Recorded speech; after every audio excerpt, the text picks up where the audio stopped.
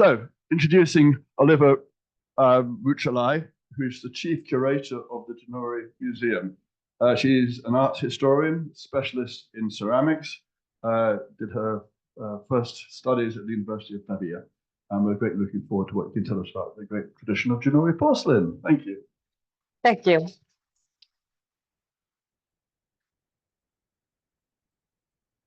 Good evening, everyone. First of all, I wish to thank Simon Gammel for inviting me to talk about Ginori's heritage and museum. It is an honor for me, and I'm very happy to be here. I have been working for Museo Ginori since 2002, when it used to be a factory museum. But since 2018, the collections and the building that contains them are owned by the Italian state and run by the Fondazione Ginori, Museo Ginori. Therefore, the museum is totally independent from the present-day Ginori 1735 porcelain brand and from the Ginori wine estate, with both of which we are in excellent terms, by the way. This was just to clear the air of all doubts, because with all this Ginori can be confusing. So today I will focus on porcelain. Ginori did also other kind of ceramics, but I will just talk about porcelain, and on three especially remarkable phases of Ginori long history. The first 20 years, from the foundation in 1737 to the death of Carlo Ginori in 1757, and the relationship between Ginori's early porcelain and Florence artistic context of the time, as it had been developing under the Medici rule. Then, jumping to the 19th century, we will see how, after the Italian kingdom was born in 1861, Ginori quickly turned into an industry, yet preserving an artistic line of handmade products and providing some very extravagant services for special commissions. I will close talking about Gio Ponti's art direction from 1922 to 1932, which really set an example for Italian and European decorative arts of the time. These topics are also the main section of an exhibition that is now on in Milan, and which I invite you to visit if you can. So let's start with Carlo Ginori. Carlo Ginori set up the Ginori factory in 1737. In the same year, Giangastone, the last of the Medici Grand Dukes, died without an heir. This is not a coincidence. Not only because the change of dynasty was the occasion for Carlo to travel to Vienna, visit the local porcelain factory, and hire experienced workers to help him start this new venture. The end of the Medici dynasty was the end of an unparalleled era of artistic patronage. The porcelain factory, founded by Carlo Ginori, in a way can be seen as a reaction to this situation. Since the 16th century, the Medici's political influence in Europe had been decreasing more and more over the years. But despite decadence, they never lost their fame and prestige as patrons of the arts. Their collections attracted visitors from all over the Western world. Yet, Giangastone's death meant that Tuscany would not be an independent court anymore. No commissions for the artists, no patronage. The new rulers lived in Vienna. They never resided in Florence. They shut down all Grand Ducal workshops except for the Opificio delle Pietre Dure, the semi-precious stone inlay workshop. Therefore, in this context, setting up a porcelain factory looks as a strong power statement, especially if you think that only two other porcelain factories did exist in Europe at the time, Meissen and Dupaquier in Vienna, and both of which were supported by a ruling dynasty, First of all, who was Carlo Ginori? Carlo Ginori was born in 1702 from an ancient Florentine family. His father had emigrated to Portugal and, thanks to his ability in trade, renewed the family wealth. He died early, leaving Carlo a remarkable fortune, which, combined with Carlo's uncommon personal qualities, made him powerful and successful too. Very intelligent and active, he was a brilliant politician, so much so that he aroused the envy and rivalry of Count de Richelieu, the regent representative of the new rulers, Francis and Maria Theresa of Habsburg-Lorraine. To get rid of him, Richelieu eventually managed to have him sent away from Florence as governor of Leghorn in 1746. But this promotion didn't prevent him to develop their porcelain factory. The factory was located in the outskirts of Florence, in Sesto, 6 miles north of Florence, near the Ginori's country estate called Doccia. So here you see the Ginori villa. They are both still there. You can go to Sesto and see them. The Ginori villa is still private, but the former Manifattura is now the public library, Sesto Fiorentino Public Library. So you are very welcome to go and see. Carlo Ginori was truly concerned about the economic development of Tuscany and made many attempts to set up new profitable activities, from Angora goat farming to coral fishing to land reclaiming. In the long run, porcelain proved to be by far the most successful endeavor, his most successful endeavor. But why porcelain?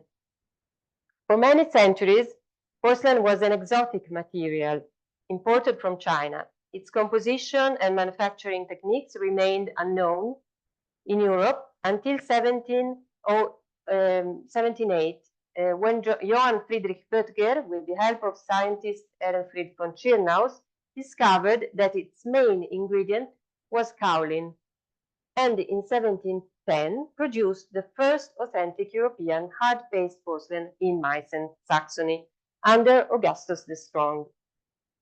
Porcelain making was a sensational scientific and technical achievement for Europe. So, what is porcelain? Porcelain is the most refined and expensive type of ceramic, featuring a white, compact body. You can see where it is broken, that it's white inside. And if thin enough, like in this case, is also translucent. True hard-faced porcelain, as opposed to soft-faced porcelain, is made of a mixture of kaolin, a very pure kind of clay, not so easy to find in Italy, for example, quartz and feldspar, and is fired at a very high temperature, around 1,400 degrees Celsius, which makes it very difficult to produce. But what about porcelain and the Medici?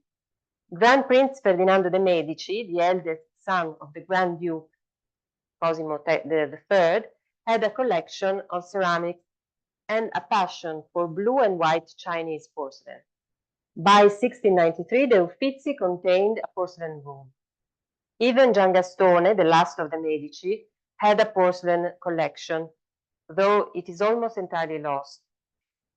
But above all, rather than in porcelain collecting, the Medici set a very early precedent in porcelain making. In 1586, Francesco I de' Medici, who was famous for his alchemic interests, had started a small and prestigious production of soft-faced porcelain, which went on until about 1610. It was not true porcelain, because it didn't contain kaolin, but Carlo Ginori considered himself the ideal heir of the Medici porcelain, which was one of the earliest attempts to make porcelain in Europe. on some very rare pieces of Doccia porcelain. You see to your left an example of Medici porcelain, which is not made of kaolin. It contains ground glass, so it is not very good to see. The decoration is kind of blurred, and it's subject to very large kiln losses, so it's very expensive, not convenient to make, and much less resistant than porcelain, hard paste porcelain. Anyway, these two pieces have these two marks. On some very rare pieces of Doccia porcelain, one can find the mark that was used by Francesco I on his soft paste porcelain, the Brunelleschi dome, the dome of Florence Cathedral. The decoration of the vase, of the Ginori vase on the right, is in underglaze blue, like most Medici porcelain. So Carlo, like Francesco I, was fascinated by the scientific and technical implications of porcelain making, and personally made experiments on samples of materials that were sent to him from all over Tuscany. He created a vast mineralogical collection, which he called Museo delle Terre. These are just 3 of 1,000 vases that he collected, or each of them containing a different sample of clay or other mineral. This collection was called Museo delle Terre, and was also known among contemporary scientists as Museo Ginoriano. It was a kind of geological museum. Unfortunately, the kaolin mines that he discovered in the Grand Duchy were of poor quality. Therefore, he had to import kaolin from Austria and Veneto, From Vienna came also the first kilnmen and 2 painters, the handwriters, who taught the porcelain painting technique to the local workers. The handwriters brought to Doccia the decorative style of Dupaquier, the Vienna porcelain factory, but were in turn inspired by local sources. There is a famous series of 20 plates, only 7 survive to the present day, depicting Oriental figures with animals and flowers. They are attributed to Karl Wendelin Handwriter, so the painter from Vienna, but the watercolors drawings that served as models for this decoration are by Jacopo Ligozzi, a painter who worked for the Grand Duke between 1570 and 1627. Of course, these were special pieces, not everyday production, but are interesting examples of the kind of cultural exchange that developed around the porcelain factory. Apart from decoration, where Oriental and Austrian influence was predominant, it was in Doccia sculpture that the Medicean legacy had the stronger impact on Ginori porcelain. Carlo Ginori devoted to sculpture a very important place. This choice in itself is highly significant because sculpture played a primary role in Florence's art scene. First of all, Florence had a long-standing reputation in this domain since the Renaissance. Piazza della Signoria, the city's main square, was then, as it is today, an open-air sculpture gallery. Florentine bronze founders were particularly esteemed all over Europe. The Medici antique statues collection was one of the most admired and envied by princes and rulers. Copies of the Medici Venus, that was in the Tribuna degli Uffizi, are like bronze copy is to your right. Copies of the Medici Venus, the Dancing Faun, and other famous sculptures from the Tribuna degli Uffizi adorned the garden of Blenheim Palace, residence of the Duke of Marlborough, or of the Prince of Liechtenstein, and they were cast by Soldani Benzi, a Florentine sculptor. No wonder then that Carlo Ginori made them in porcelain too. Here we have the porcelain Medici Venus. that is our most valuable work in our museum.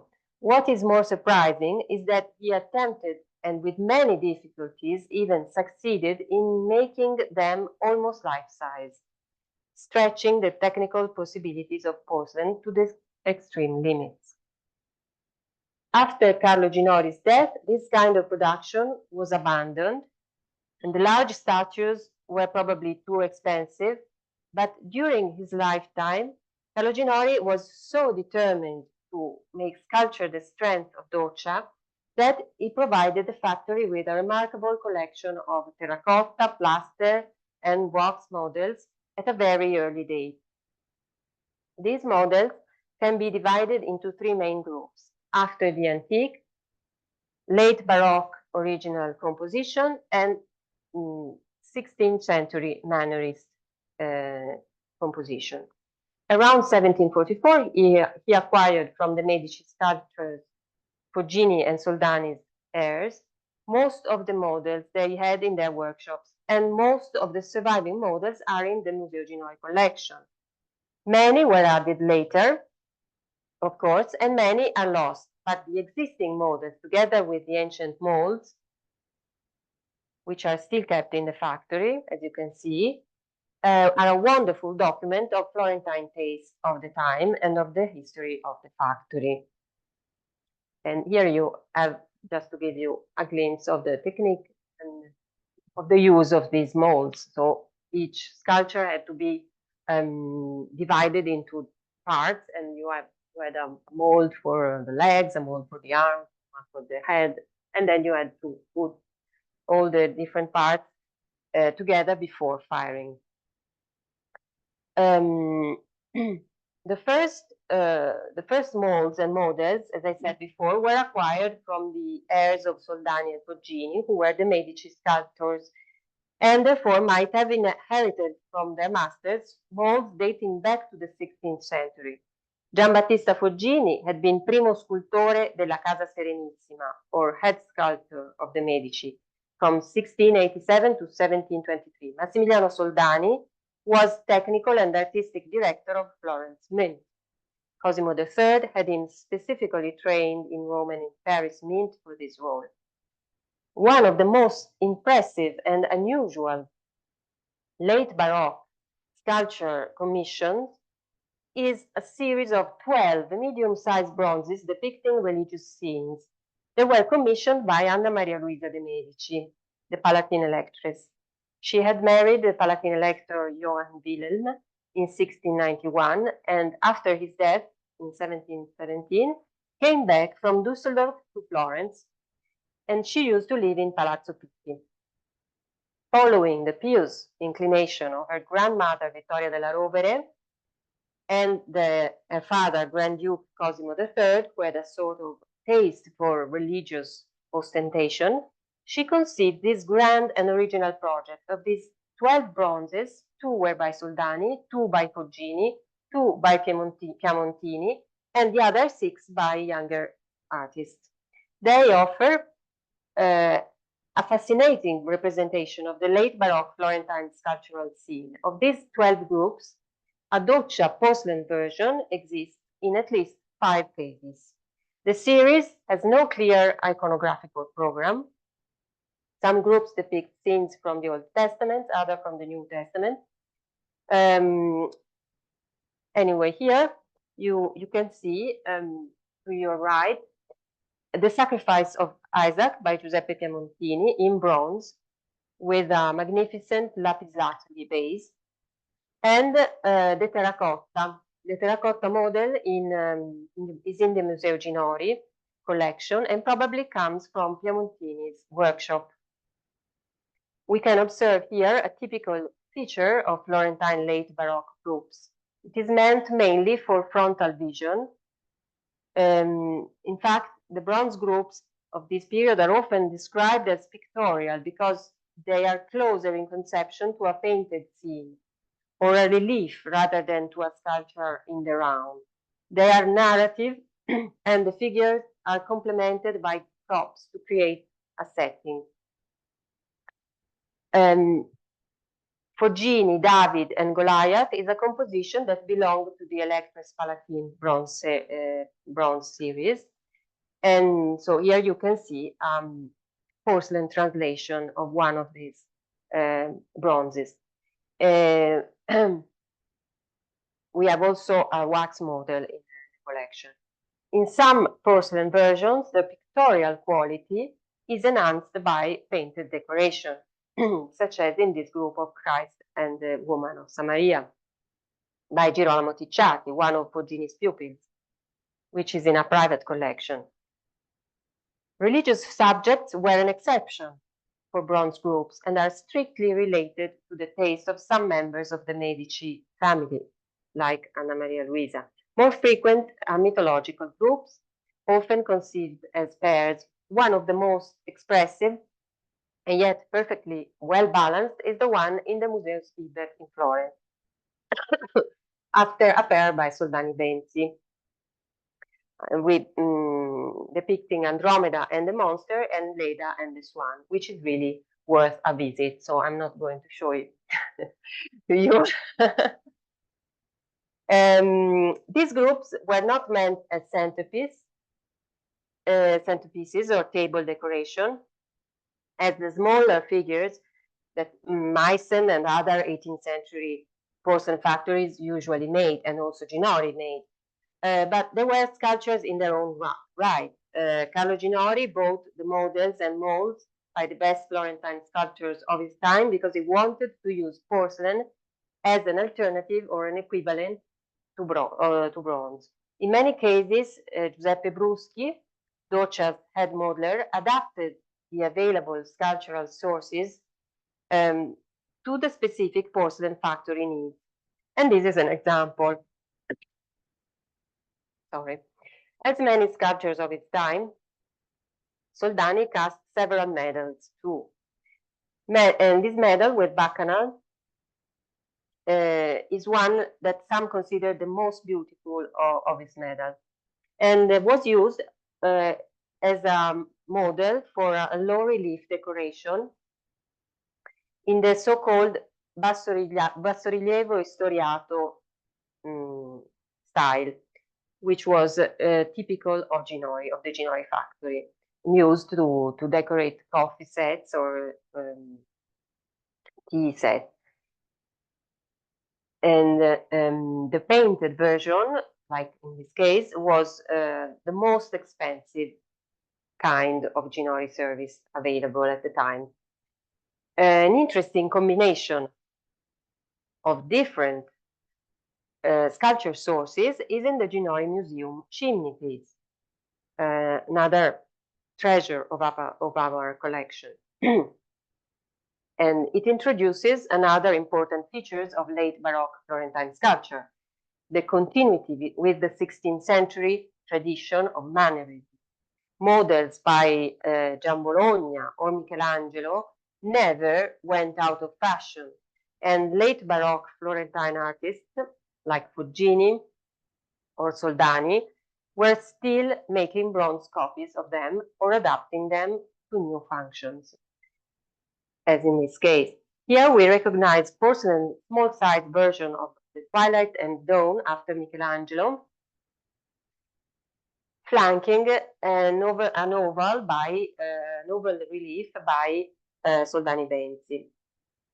The typical Ginori little groups of fighting animals, the so-called caccine after bronze models, are attributed to Giambattista Foggini, and who in turn was probably inspired by two Giambologna's groups of lion attacking a bull and lion attacking a horse.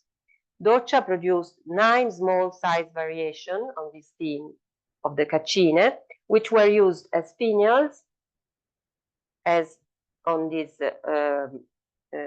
potpourri vase, or as separate elements for dessert decoration. The name caccine, which means little hunt, is a diminutive of the word caccia, like the hunt that would take place in one of the Medici menagerie near San Marco. Carlo Ginori shared his interest in antiquity with many of his contemporaries. in Florence and abroad. He was member of the Accademia Etrusca of Cortona, which was a prestigious society of antiquarians. And the Accademia still holds an amazing creation, which in a way epitomizes Carlo Ginori's attitude and culture, the so-called tempietto, or macchina di porcellana. Carlo Ginori gave it to the Academy on the year of his presidency in 1756. And it's extremely eloquent, even if Mercury on the top holds a medal depicting the new rulers, the Habsburg-Lorraine, Francis and Maria Theresa. The entire structure is covered with a series of 76 medals with portraits of members of the Medici family.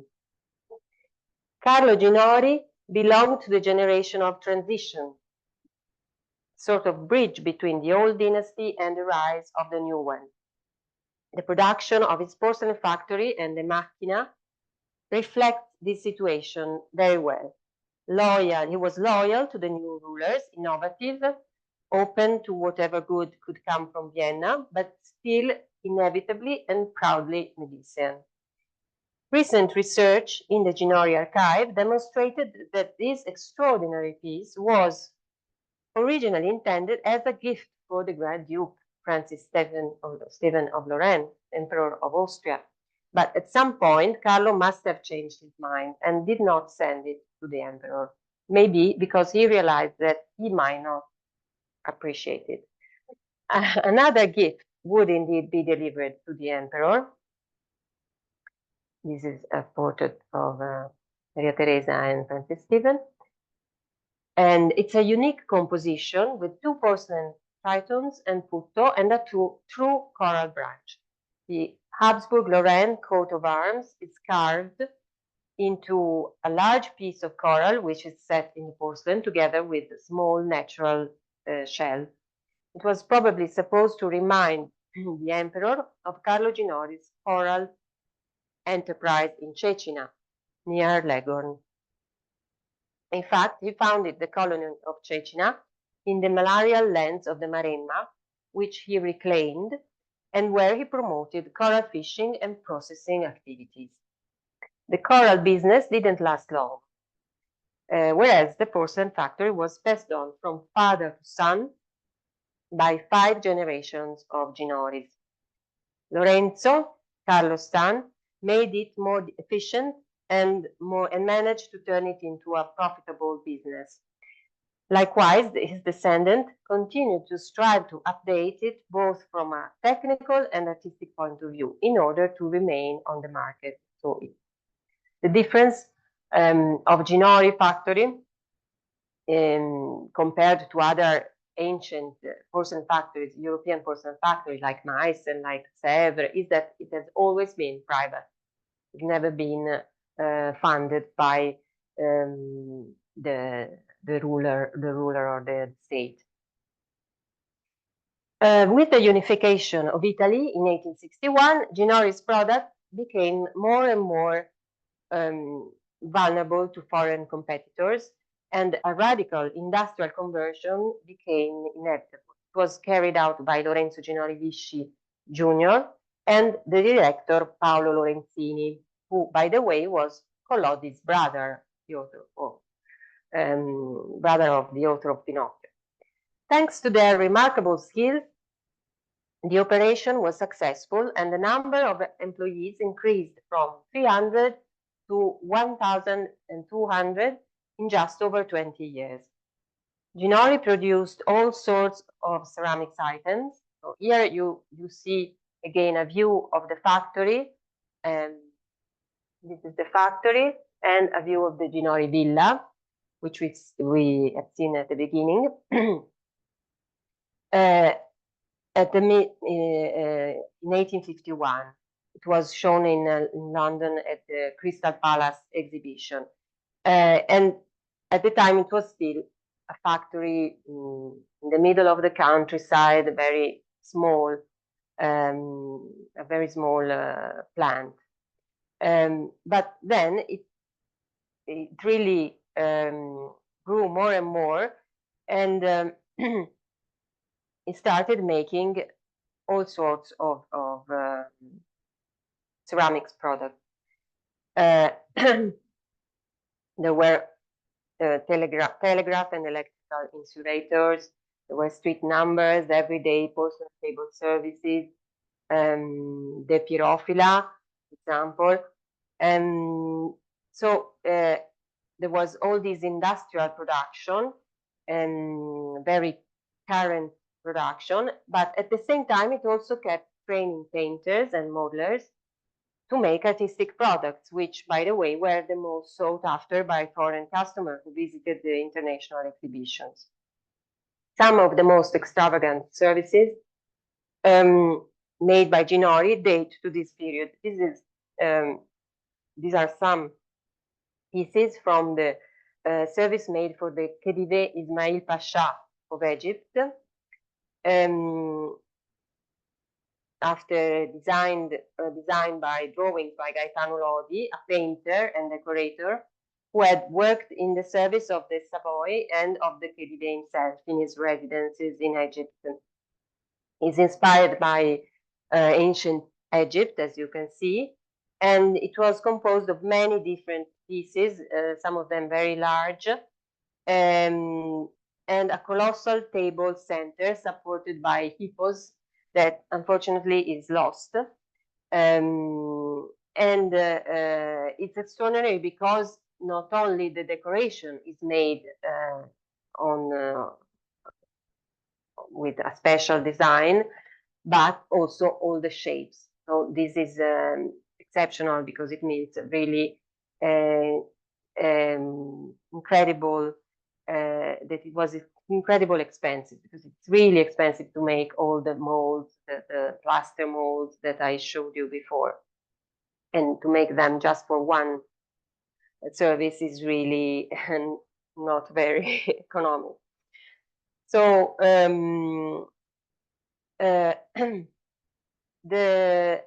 unfortunately, this service engaged the best modelers and painters of the manufacture for several years.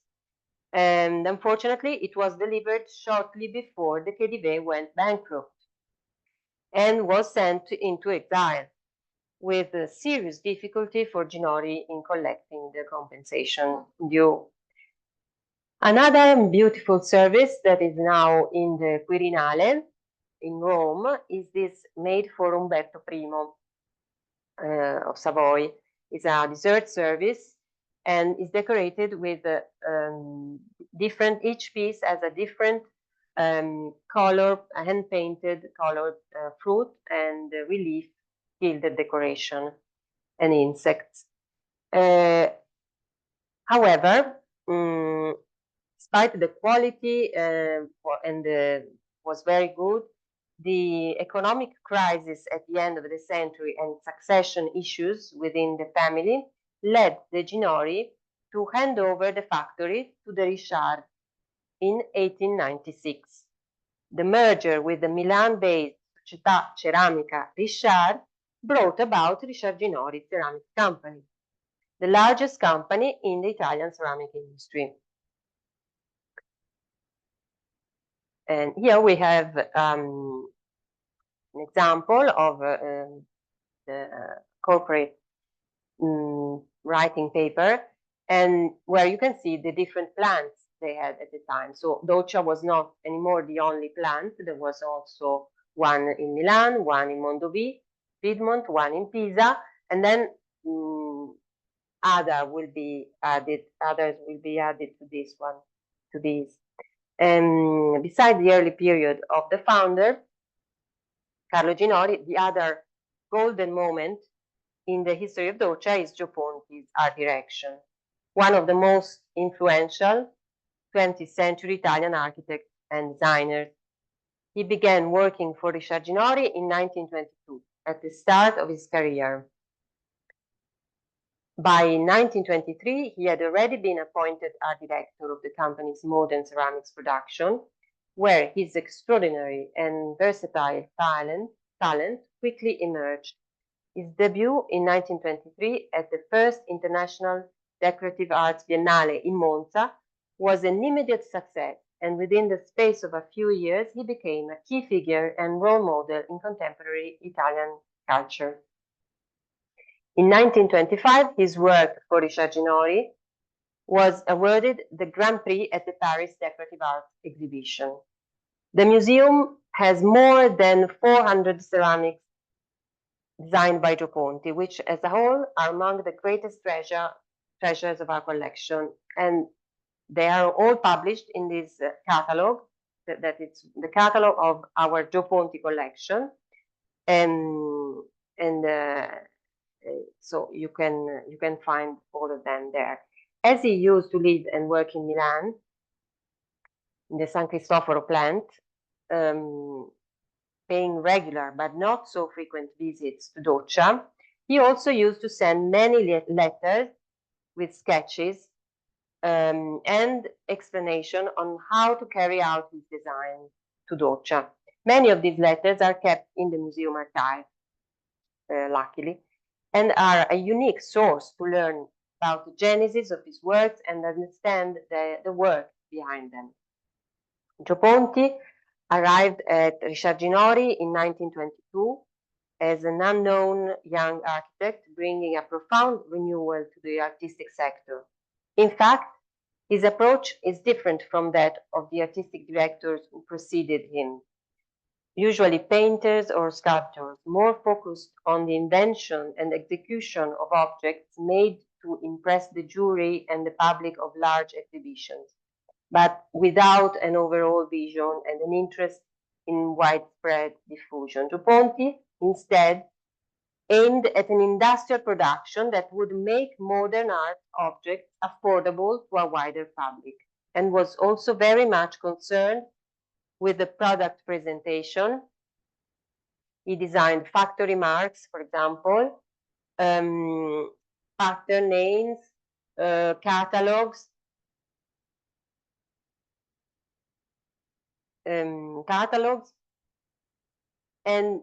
this mentality really anticipates and marks the way for subsequent developments in industrial design and corporate communication.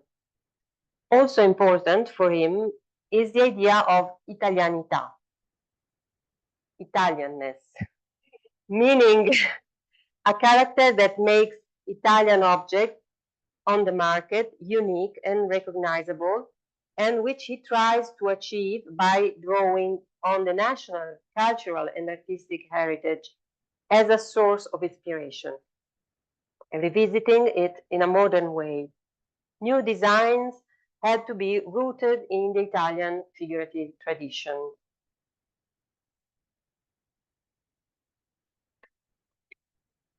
Hence the idea of using architectural drawings to decorate the surfaces of objects. This is the Urna Serliana, an homage to Sebastiano Serlio, the 16th century architect, or in neoclassical style, like the architecture that he himself built in the 1920s in Milan and elsewhere, together with his friend Muzio, Buzzi, and Lancia. This is another example of a plate designed by Gio Ponti, and the architecture behind the figure is really very close in style to the Muzio Cabrutta in Milan. As I said, he was interested in the Italian artistic tradition as a way to formulate an Italian modern style. In his work for Richard Ginori, he drew inspiration from many different sources, ranging from Etruscan sculpture, this, for example, this shape, the shape of this vase, the cista, is inspired by Etruscan ciste. It's really very, very similar to these containers that are cylindrical containers. Here you can see that it is inspired by a neoclassical relief, or here from an Etruscan little bronze that he completely transformed into a pattern, another pattern. And also, here you can see this subject, that the Terra Promessa. It's a biblical subject that is very frequent in art history. It becomes a sculptural group and a decoration for a plate. And this might be the source. It's a relief, late 18th century relief on the facade of Milan Cathedral. But also was also inspired by contemporary artists. Here we have a Maternità by Severini, Gino Severini, who was a friend of his, and he redesigned it, and it used it to make a little plaque to be used as a wall plaque, so as a little picture to hang on the wall. And it's an interesting way of making contemporary art available to a wider public. It's not a copy, it's Ponti's interpretation of a painting by a contemporary artist. Ponti's curiosity and his great interest in the work of contemporary sculptors and painters made him the ideal person to capture and assimilate ideas, new and old, and to turn them into absolutely original designs for a modern and affordable industrial art. He had a very special talent for this, turning historic sources in something new, taking ideas in museums, magazines, or whatever, and reinventing them to tell another story. If we compare it with what Carlo Ginori did, it's a completely different relationship with heritage. Ginori simply acquired these sculptural models to translate them into porcelain, with some adjustments, of course, and adaptations, but there wasn't a real new design. Yet it is interesting to note that in both cases, heritage is so important. It's kind of essential of Ginori's identity. He included modern ceramic sculpture in his repertoire of the Richard Ginori factory, following the long-standing tradition, which dated back to Carlo Ginori. And he produced some 40 new sculptural models in 8 years, ranging in size from 10 to 60 centimeters, and in price from 90 to 1,200 Italian lira.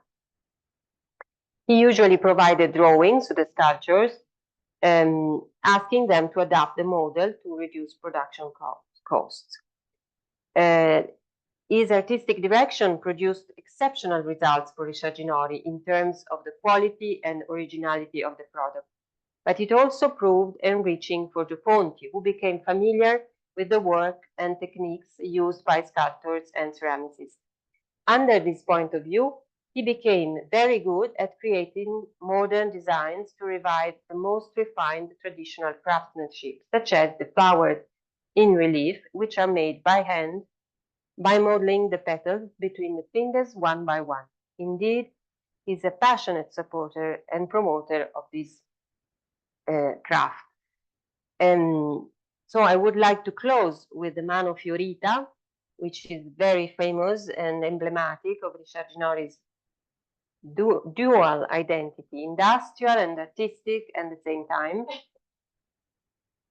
because the hands that he decorates, in this case with the flowers, are actually molds, porcelain molds used to make rubber gloves. So they are really industrial tools that he transformed in a work of art. And this was made in 1935 as a unique piece for an exhibition on Italian art in Paris, when Ponti was no longer artistic director of Richard Ginori, but remained closely linked to the work of ceramics throughout his life. This hand and many more objects are part of the Museum Ginori collection. Unfortunately, the Museo Ginori, which is in Sesto Fiorentino, near the new Ginori factory, is closed for a major renovation. uh, which will probably take 2 or 3 years, maybe more, to be completed. So if you would like, as I hope, to see some of the works I showed you, and also others which are in private collections, I strongly recommend, again, you to visit the exhibition now on at the Museo Paul di Pezzoli in Milan. It is open until the 19th of February, until the 18th of February at Villa Necchi Campiglio in Milan. You can see also the large centerpiece designed by, these are the workers painting in the San Cristoforo. This is the Museo Ginori waiting for the renovation. And this is the exhibition in Milan. And this is to remind you of the Villa Necchi Campiglio display of this centerpiece by Gio Ponti. It's really a special occasion to see for the first time, maybe the last time, this centerpiece in a real dining room. So with a real laid out table with the plates and everything, because usually it is displayed in a museum case. And so this is open until the 18th of February. And it was made for the Italian embassies. So we have one piece, actually made of many different parts. And in some Italian embassies, you can still find some pieces. And by the way, if you know of some embassy, you've been in some Italian embassy that have this, tell me, because we don't know exactly how many they did, and so it's interesting for me to know. In Florence, you can visit the Museo Stibbert to see some Ginori porcelain. You can visit Museo del Bargello, where you can also find some wax models that are recently been donated by the Ginori family. And you can go also to the Accademia Tosca in Cortona to see the wonderful macchina di porcellana. And to the, yes, that's right, to see the coral group. And so I really hope that you will like to do a sort of Ginori itinerary in Tuscany, but there are also many other museums where you can go to see Ginori porcelain in Faenza, for example, in Naples, in Milan, and at the V&A if you are in London. And but I also invite you to subscribe to our newsletter so you can be informed on all our initiatives, our exhibitions, because we try to, even if the museum is closed, to do other things, at least to lend our works to other museums. And the next exhibition after the ones in Milan is in Faenza and will be about Gio Ponti. So subscribe so you will know more. Okay.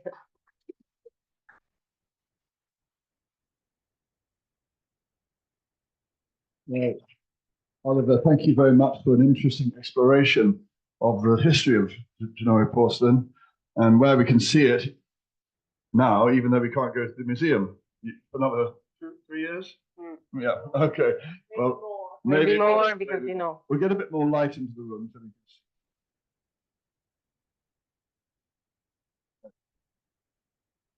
Okay. Oh, not doing very well today. There we are. Finally. Okay. And we got the Zoomers have joined us. Hello, Zoomers. Welcome aboard. I forgot to say beforehand, but I should say it now. Tonight's lecture is sponsored by Angela and Richard Camber. Thank you very much to them. They couldn't make it here in person, but I hope they might be on the Zoom somewhere. Maybe you unmute and say hello, Richard and Angela, if you're there. If not, don't worry. And now it's time, as always, for the question and answers. Same rules as always. if you're in the room and have a question or want to make a point, raise your hand and I'll bring you the microphone so that the Zoomers can hear you. And if you're on the Zoom and you want to talk to us, you can unmute and we'll hear you, or you can put your comments, questions in the comments section, and I will read it out for you. So, who would like to go first? You have someone, here we are, front row. Hello. I noticed, and I was wondering if it's constant, that all the pieces we saw were mostly molded on cast. Is this the tradition in the Ginori factory, and that was the only way they produced objects? They don't hand build, they don't work on the wheel. That's not part of their tradition. No, in porcelain making, at least in factories, maybe individual artists can also work porcelain directly with their hands, but usually in factories they only use molds, plaster molds, because porcelain is not so easy to shape with your hands. It's not so plastic, we say, so it's much better to use molds, and also because it's supposed to be serial production, so with molds it's easier. Of course. Yeah, I know that one. Not immediately. I have a question. I'm interested. Those large sculptural pieces. Are they quite light or quite heavy? No, they're hollow. They are not, but they can be. It depends on the size, of course. The life size. Yes, the life size is maybe 80, 100. It's not so much. No, it's not. That's the same as a real person. More or less, yes. So the porcelain must be quite thick. Yes, for the large pieces, yes, and it's very difficult because in during firing, the porcelain becomes very soft, and so it tends to collapse or to it's very difficult to keep it in shape. That's why usually you don't find very large objects in porcelain, because it's really very difficult to make them turn well in the kiln. You have to put. They learned by making them. They know that they have to put some special support in the critical point, but it's always very difficult, and you never know. It's always a surprise. More difficult or easier than casting in bronze? I don't know. It's maybe it's even more difficult. Yes. We heard a while back the extraordinary story of Cellini casting the Perseus on the loggia, which was apparently a complete nightmare. And he had a nervous breakdown in the middle, and it went around in circles, and eventually somehow it was done. So I was just thinking of that when I think of these. Yeah, well, that was really, really very, very big. And so that is in the case of porcelain, the problem is really the kiln. Is the fact that you don't know what happens during firing, and you can't really control what is happening in the kiln. And also because the porcelain in the kiln is like it shrinks 16%, so it really moves inside the kiln, and in this process everything goes like this, and it's a miracle if it goes back in position. Yeah, no wonder they stopped doing this. Yes. Simon, I've got a question. Hello. It's Ari on the Zoom. Hello, thank you so much. That was fantastic. What I'm really interested is, so the human-sized porcelain, is that made in one mold? No. Or So it's done. Their limbs are done, and then they're joined together. But you can't. How are they joined? Yeah, that's a very good question. Yes, they were made in Carlo Ginori's time. They were made in different parts and then fired separately, and then put together after the firing using stucco and glues, natural glues, and to hide the parts that were the joint. They used in the case of the Medici Venus, they used like choker kind of things to hide these connections. So decorative parts made of porcelain that would hide the junction. Mm. They did a drapery that, if you look at the marble in the Tribuna, doesn't exist. It's not only in the porcelain version. That explains some of that, yeah. Ari, lovely to hear from you. Thanks.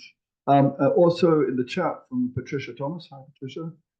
Fantastic presentation. I greatly enjoyed learning the history and seeing beautiful pieces. Question: when did the more mass production of dinnerware begin? The real mass production began in the second half of the 19th century.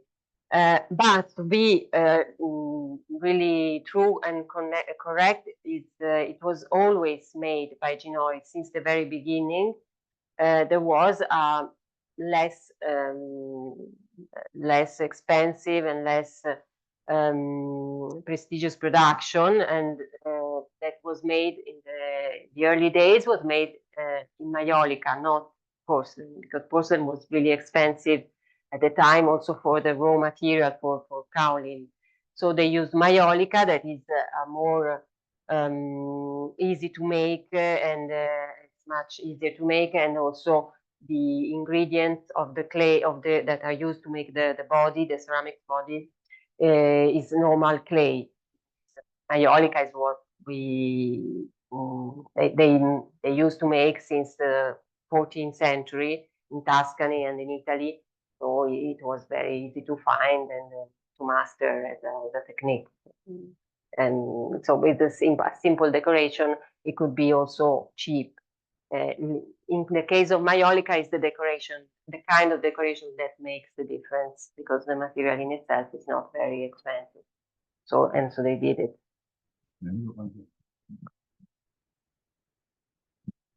I'm Victoria Capia.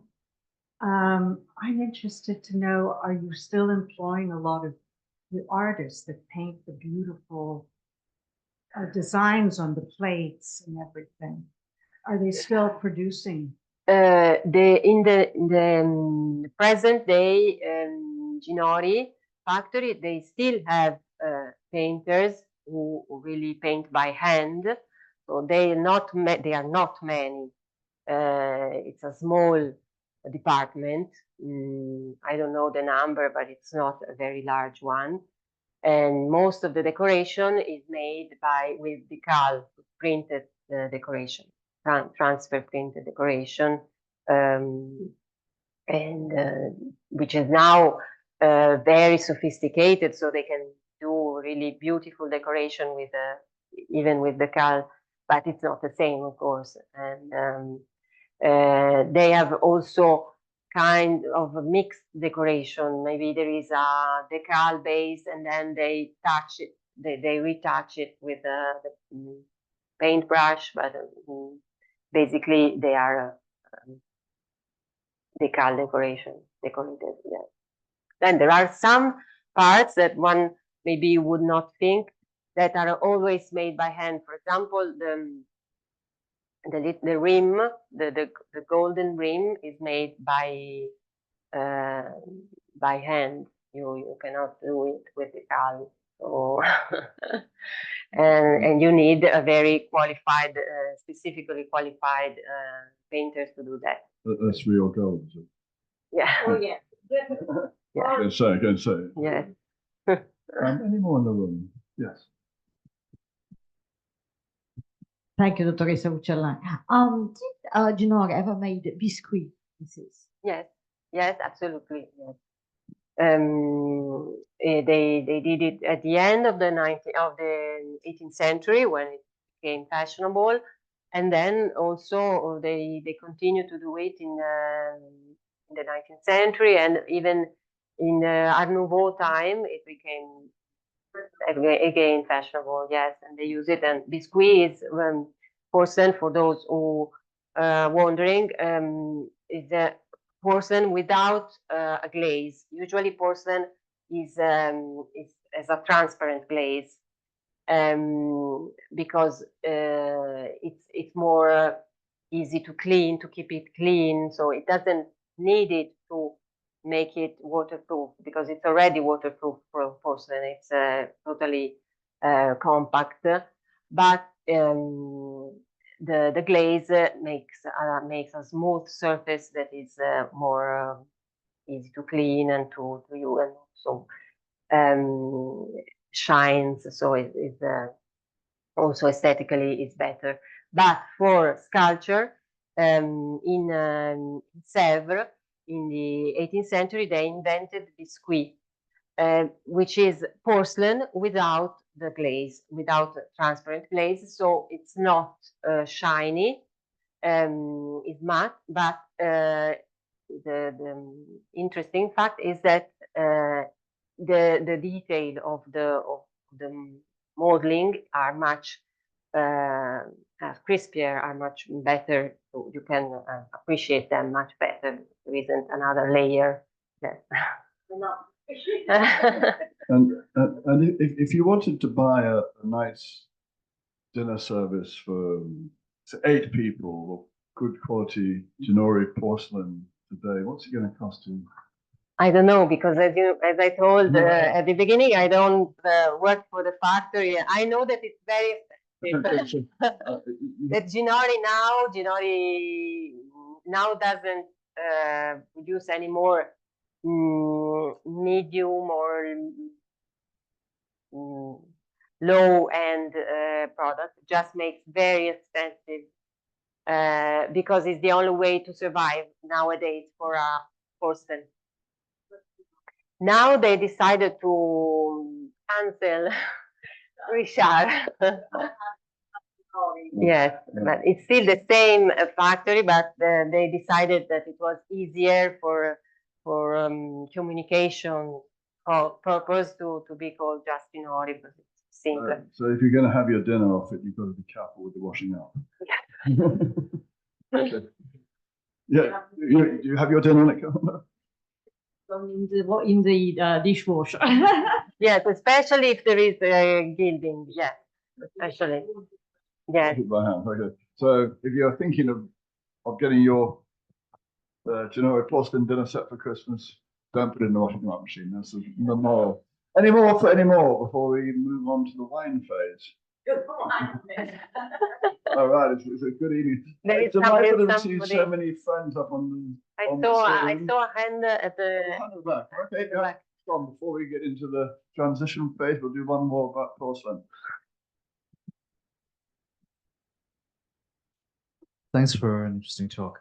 If it's not too complicated, what kind of technical and scientific developments did the development of ceramic factory here result in? You were saying that the original factory was it was something that caused an awful lot of interest scientifically and technically. And what kind of interest? Well, the interest was at the very beginning was, but ceramics is based on chemistry. And at the time, at the beginning of the 18th century, the knowledge of chemistry was really, really very, very basic.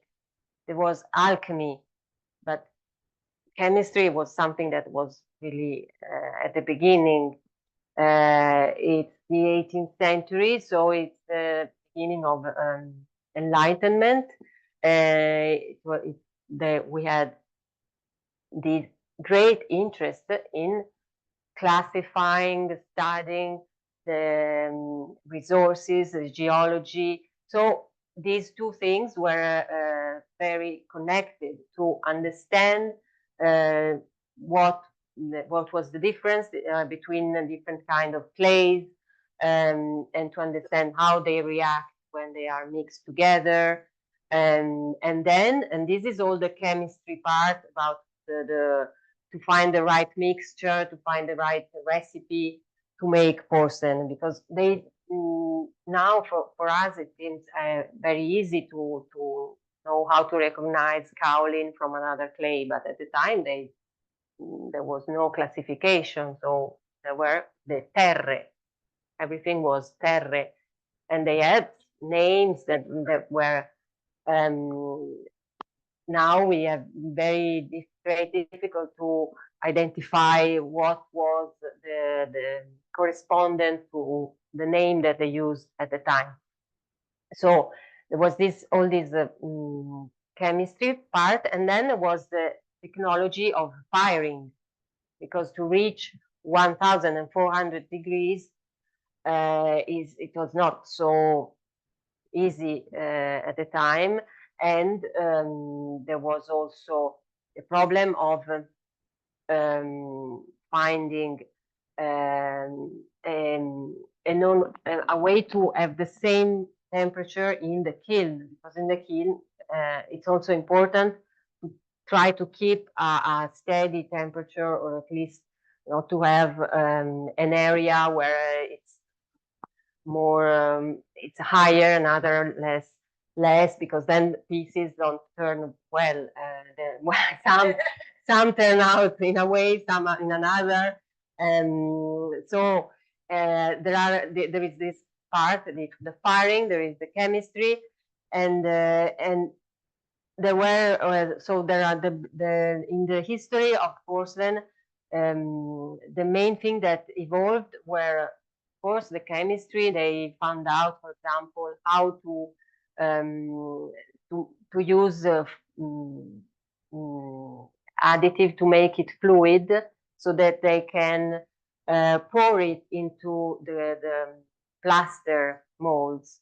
In the 18th century, they had to make like a dough, and then to put in the plaster mold like this, like afterwards they learned how to make it fluid and to pour it into the plaster mold, and this made it much easier to cast all the objects. For example, this is another aspect. And then the colors, because to make colors that resist to the very high temperature, you need to use only certain kinds of ingredients, usually are mineral oxides, and so there is an evolution in the materials that they use, and an evolution in this way of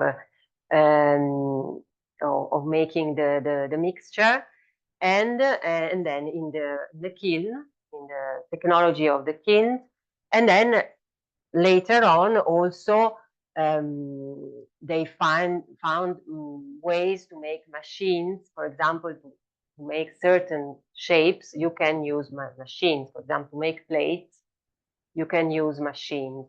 To make a sculpture, you will never be able to use a machine. You will also have to, but even to make a soup tureen, for example, you have to use a mold and plaster molds. There isn't any other way.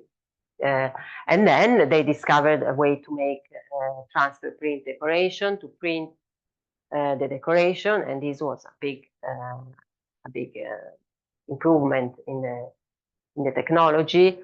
And so now they continue improving the kind of kilns, mostly, to try to make them less expensive, less consuming, of course. And so there are always little steps forward. I hope I understood. Unless there's anyone bursting with another one, we need to transition. Zoom, it's lovely to see you're here with us. Many good friends who've join us often by Zoom, and hopefully we'll come back in person again soon.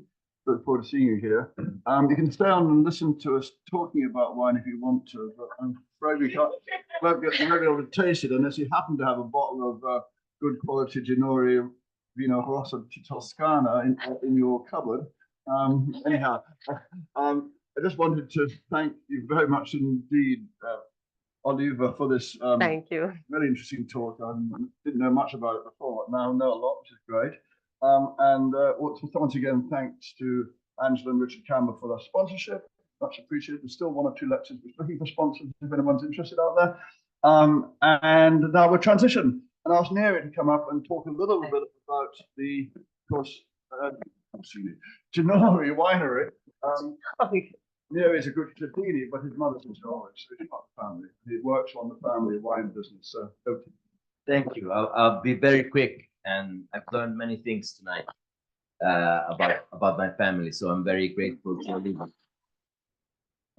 Yes, we Ginori and the wine. So the estate. Now Ginori have a particularity. The three names were Carlo, Leonardo, and Lorenzo. That's it. So, but no, my brother Lorenzo, my uncle Lorenzo. My uncle is the last member of the Ginori Lisci family. It's him who's the owner of the Ginori Lisci estate.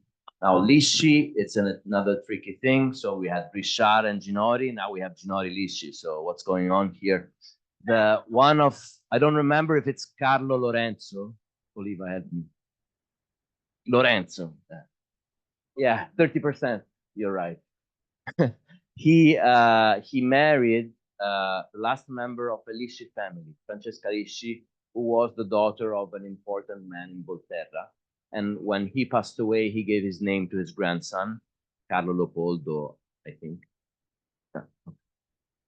No Ginori members here, so I can't say whatever.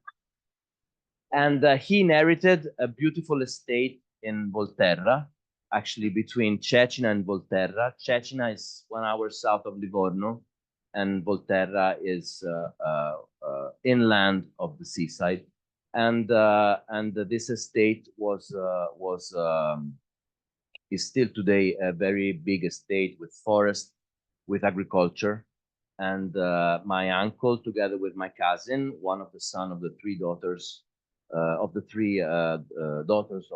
Leonardo Ginori, my grandfather, and me and my cousins, we are the sons of the three sisters and my brother and my uncle. They introduced a new business, which is 15 hectares of wine in this agricultural estate near Volterra, and so I'm very happy to present the wines and as the painting of Gioponti on the searching for the promised land with I think a big grape. We can move and enjoy we are drinking Castello Ginori. Not a lot of fantasy here, but it's a blend. So in Tuscany, inland you have Sangiovese, Florence, Siena. It's the Montalcino is the land of Sangiovese. On the coast, the soils are very clayish and they're more concentrated, and Sangiovese, it's not the best thing. So in the 20th century, 50 years ago, many producers in the famous nearby Bolgheri have imported from France Cabernet Sauvignon and other foreign grape varieties. And so that's what we did also when in 1999, my cousin Luigi started to replant in a modern way all the crops that were divided inside the estate. And he started to plant Merlot and Cabernet Sauvignon. So these are the wines. And tonight we have the first our big wine of the estate, which is a blend of Merlot and Cabernet Sauvignon, which is called Castello Ginori, because Querceto is a castle. Inside there is a medieval tower, and a village which is beautiful and it's open. And I invite you to come and visit. We have an agriturismo. We rent apartments in the summer. We have a restaurant, a shop. It's really a beautiful village, still lived by 35 people. Querceto, yes, but there are many Querceto in Tuscany, so you have to find the right one. Oh, yes, we are 20 minutes from the coast. Perfect place for a holiday. Yes, yes. Well, thank you very much. Thank you. Thank you. And it's now time to go and taste the wines. Yay!